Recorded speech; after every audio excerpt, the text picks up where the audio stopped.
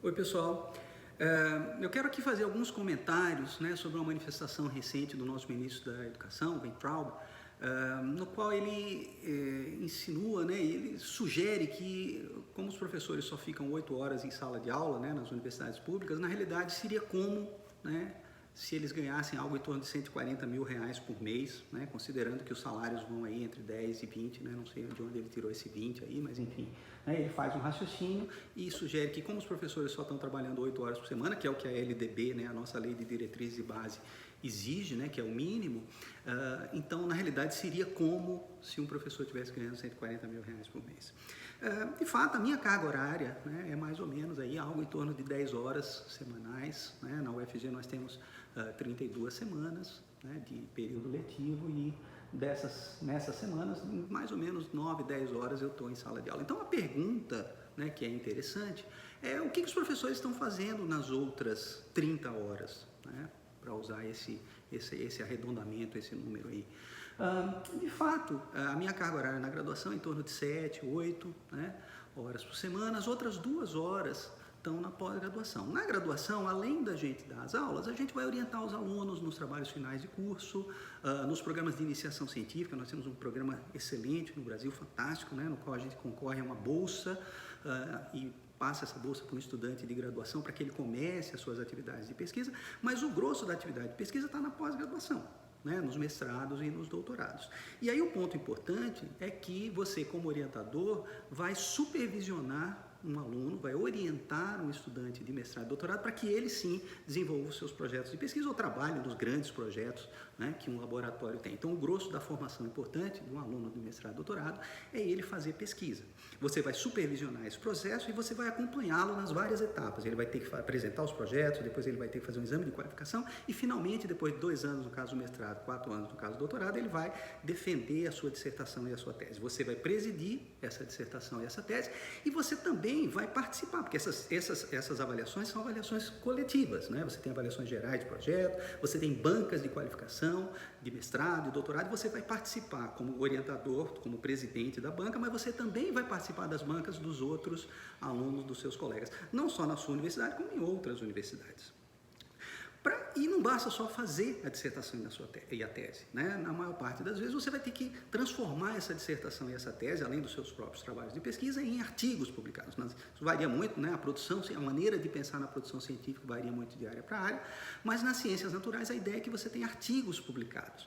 Isso significa que você vai ter que condensar, você vai ter que sintetizar o seu trabalho de pesquisa, né, colocar isso de uma forma bem consistente, de uma forma sintética, e você vai submeter esse artigo para uma revista científica, e quanto mais prestigiada for essa revista, uma revista internacional, né, você vai ser melhor avaliado. Mas não é só submeter o artigo, esse artigo vai ter que ser avaliado, ele vai passar por um crivo, né? Então, na realidade, você vai submeter esse artigo e esse artigo vai ser avaliado por outros colegas, por outros pesquisadores do mundo todo, que vão sugerir, vão ver se está tudo claro, vão ver se tem novidades, se aquele trabalho de pesquisa é consistente. E o que vai acontecer é que isso vai e volta na revista, esses revisores vão fazer um parecer para a revista, o editor da revista vai tomar uma decisão, por exemplo, vou retornar o artigo para você dizendo, olha, eu posso publicar, mas você precisa corrigir isso não está bom, isso não está claro.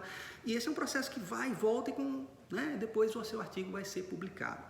Agora, claro que para você ter feito o seu trabalho de pesquisa, você vai ter que ter conseguido recursos, por exemplo, para desenvolver o trabalho. E esse recurso, gente, é importante a gente destacar isso, não é a universidade que te dá. Você vai ter que fazer um projeto, você vai ter que submeter um projeto para uma agência de financiamento, ou para uma ONG, ou para um outro órgão governamental, eventualmente para a iniciativa privada, dependendo da sua área, e você vai captar esses recursos e você vai, então, poder executar o seu projeto. Quando você recebe esse recurso, você vai ter também que administrar esse recurso, você vai ter que gerenciar esse projeto. Por exemplo, no caso de um projeto do CNPq, você recebe um cartão, como se fosse um cartão de crédito, e você vai ter que usar isso para comprar as coisas importantes do projeto, para pagar o serviço, para comprar equipamentos, e isso tudo tem que ser feito dentro das regras, né? Você vai ter que ter, sei lá, notas fiscais, orçamentos, você vai ter que colocar tudo isso no sistema, enfim, você vai ter que gerenciar esse projeto de pesquisa. Hoje não é suficiente você fazer toda essa atividade de pesquisa, publicar os seus artigos na revista, mas você também vai ter que mostrar para a sociedade. Então entra toda a questão da extensão, né?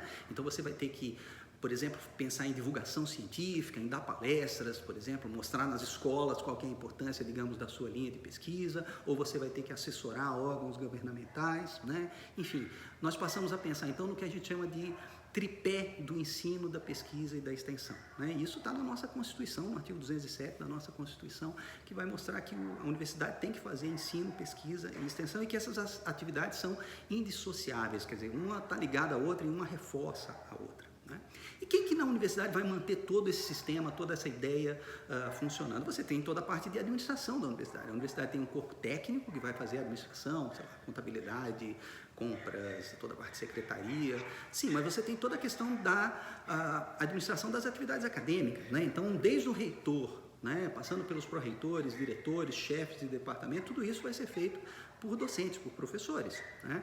Então, por exemplo, atualmente eu sou coordenador do programa de pós-graduação em Ecologia e Evolução aqui da UFG.